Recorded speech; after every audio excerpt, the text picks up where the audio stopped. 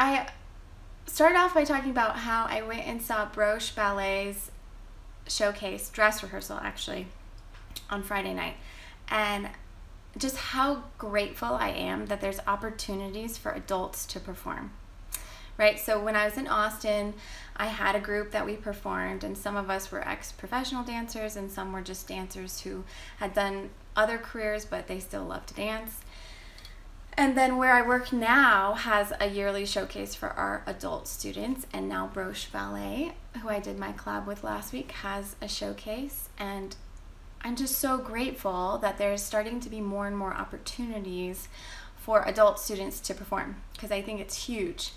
And I've just been thinking ever since I watched them all that why is it like as kids we're encouraged to be creative and to perform. I mean, my kids are always putting on shows and creating art, and it's so easy for people to applaud for children performing and trying things and creating. But then where is it along our growing up where all of a sudden we're not encouraged to create anymore, and we're kind of told to like pick a job and get serious and stop spending the whole day with like our head in the clouds, which by the way is really hard to do. But like, why is it that as we grow up we aren't encouraged to create and perform? So that's why I love watching adults perform. Yes, I love that so much. Sarah's dance company is all adult ex-dancers and students. I miss my company that I performed with a lot. Performing was like the highlight, and rehearsals were the highlight of my week, and performing was like the highlights of my year. We did like 4 performances a year. I miss it a lot, and I know like from interacting with the adult community on Instagram, a lot of people don't have that. They don't have opportunities. Hey, how are you doing, country ballerina? Don't have a lot of opportunities to perform as adults. And I hope that there is a tide turning there, because I think it's so important. Like, no matter what you do as a job or who you are to someone, if you're a mother, grandmother, or uncle, or whatever, like that you can still create and perform and experiment. And so I love watching all ages of adults getting to do what they love and maybe that they always dreamed to do. So I just really applaud that, and I really hope that more opportunities are being created for adult dancers. And I could continue to talk about that probably for the rest of the live stream, but I'm going to try to address those 2 things that I was asked about. So the first thing that I was asked about was competition studios versus ballet studios, and whether I think competition studios are valid. So my answer to that is all of my training, you know, I started later. I always went to ballet school, so I was very heavily ensconced in the ballet world. It wasn't until the very end of my training that I started going to Lucantes and taking jazz and modern and all of that.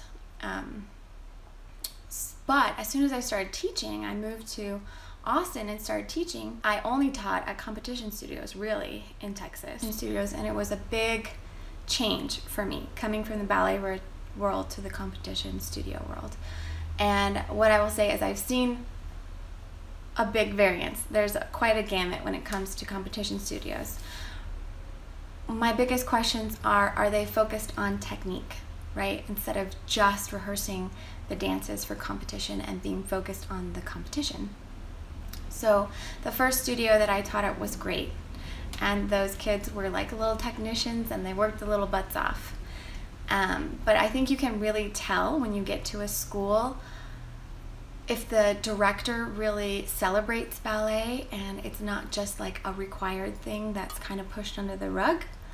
Because in some competition studios you'll see that kids have to take ballet in order to compete, and they don't want to be there, and it's really obvious, and they're not going to work hard. Or other studios where they're like, hey, this is the technique, this is what you need to do, and the kids work hard because they want to be good dancers and they want to live up to those expectations set by the director and the studio. So what I would say, if you're looking at taking classes at a competition studio, or your child is, take a look at their ballet class, right? Because if they're working on technique and their teachers know what they're talking about, it's going to be evident, right?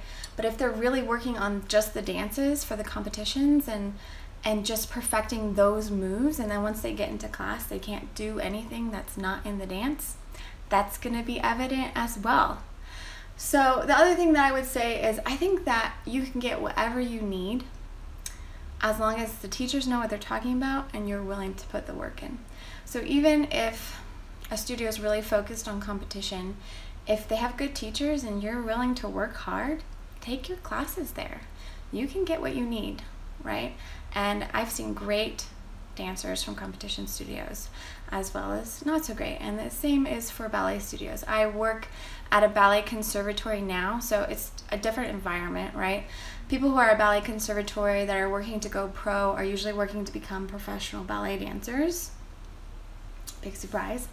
And at competition studios, maybe it's aimed a little bit more at the LA dance scene, being professional in music videos and commercials and stuff like that. But I think both of them are valid. I just think you need to find what works for you and then work hard. And then the other thing that I talked about was a comment, I believe her name is Darcy. I believe so. She was asking about coming back to ballet after a long break, especially after having 4 kids, which I can definitely understand. Though I only had 3 kids, coming back from ballet each time has been different and difficult in its own respects. So she was specifically asking, you know, how to come back. Like, do you focus more on working out at home and building that strength, or finding a ballet class? And my answer is both, right? So I think that working out at home is so important, especially as a mom. I know for myself, as I've been coming back to ballet, it's been really hard to make the time to go to class myself.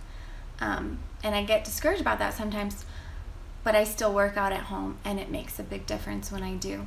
Because when I just go to class, after it's been a couple weeks or whatever, I go all in, my right SI joint and lower back really hurt, and I feel it for days. And I know that that's because I need to focus more on strengthening my core, right? So I've been working a lot lately on stabilizing exercises for my lower back and my pelvic floor, and just everything that everything in your core that's so affected by pregnancy, right? It's a lot of strain on your core to have babies, especially in succession like that. So I haven't been able to take class in the last 2 weeks, and it's not looking great for this week either.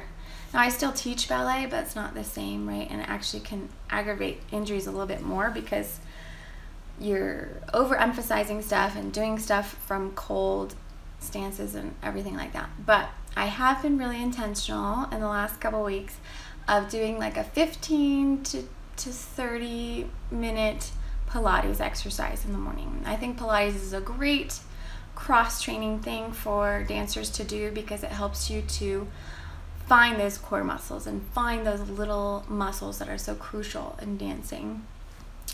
And I also love that you can pretty much do it anywhere if you're doing mat work.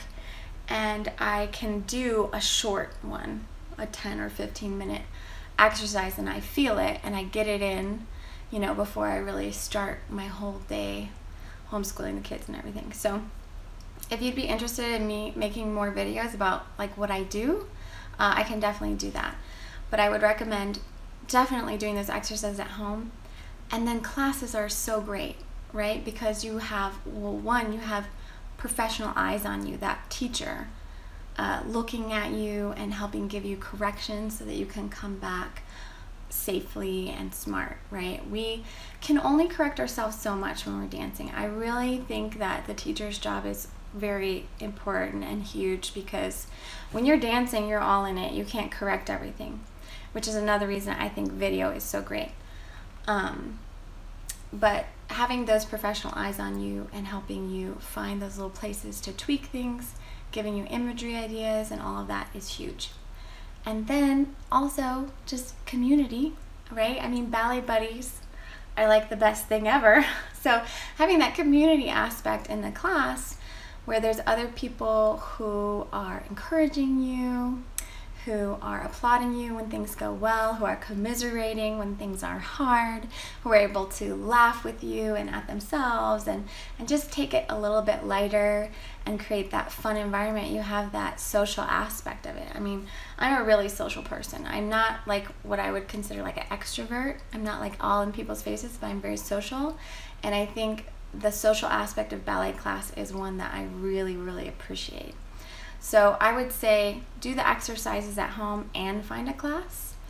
And it really depends on your personality too, right? Some people would rather work more at home, building that strength back first before they find a class. And some people would rather just jump right into class. So do both. Find the balance of which you can put more time into. Hello, Souls for Friends. And to wrap that up, I wanted to tell you guys about something that I'm super excited about. So I have been working on learning more about teaching online. I am not the most technical person, as shown by the fact that I am redoing this live because I couldn't get it to work on YouTube. But I'm learning more about that so that we can get to work together. I loved doing the summer of splits, right? That was so much fun. But it was totally on a whim because I was just like, I don't have my splits anymore, and the whole Ballet Buddies community thing that I just talked about. I love people, so I did it, and I was amazed at the amount of people who signed up. And but I kind of spent the entire summer. Oh no, I have 3 daughters. Thank you so much. That is a huge compliment. I am not 19, I am 31, and yeah, I have 3 daughters, all girls. I think we're done, no more babies for me. You're from Belgium, that is so cool. You know, when I did the Summer of Splits, I had so many participants from Germany. Hi, Natalia, I'm gonna say Natalia, and if I'm saying your name wrong, please spell it out as you would for a child in the chat, and I'll get it right, I promise. Anyways, like I said, every time anyone comes in, I would love to hear where you're from and if you're part of the ballet world or what your interest is in ballet at all.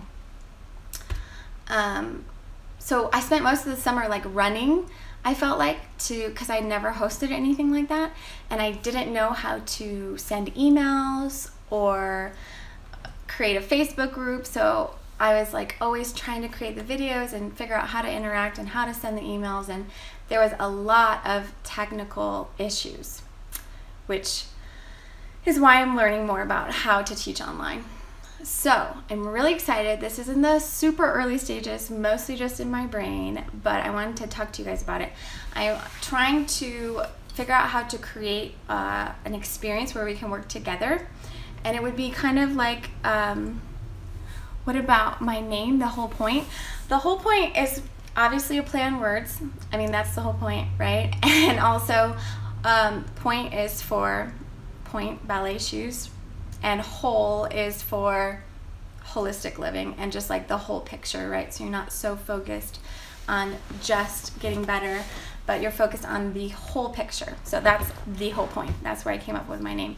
Hey, Dr. Georgievneska and Sasha Bekensky.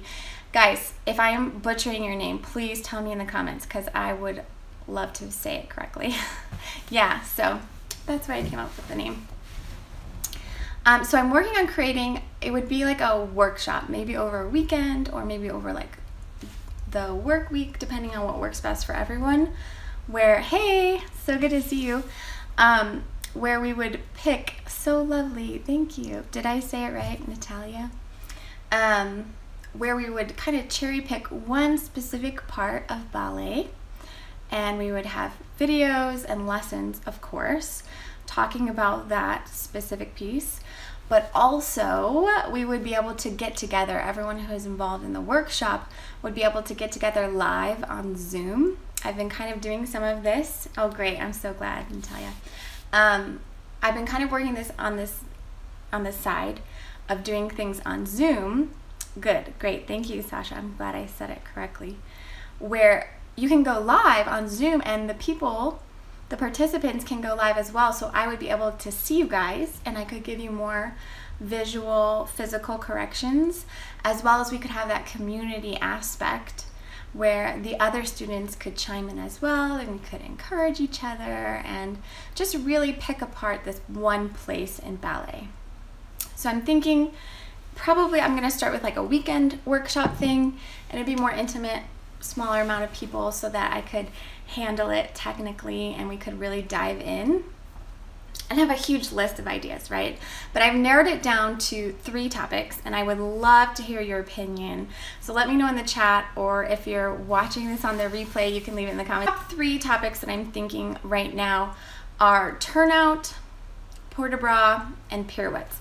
Now obviously pirouettes is a much bigger topic, but we would probably narrow it down to Ande or Ande Dan from 5th or from 4th, so we could really get into the meat of it. But I would love to hear your opinion in the comments if you would rather do turnout, port de bras, or pirouettes. And I'm gonna start working on that. I'm really, really excited about it because I love teaching, but almost more than that, I really love connecting with people, right? So during the Summer of Splits, I got to do some of that through emails and the Facebook group, but I'd really love to start working in smaller groups where I can really hear your story and what kind of things you struggle with, and I can give much more specific, personalized corrections and stuff like that.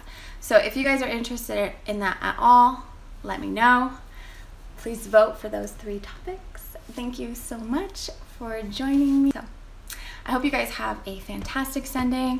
I'm gonna finish my coffee and figure out how to save this video.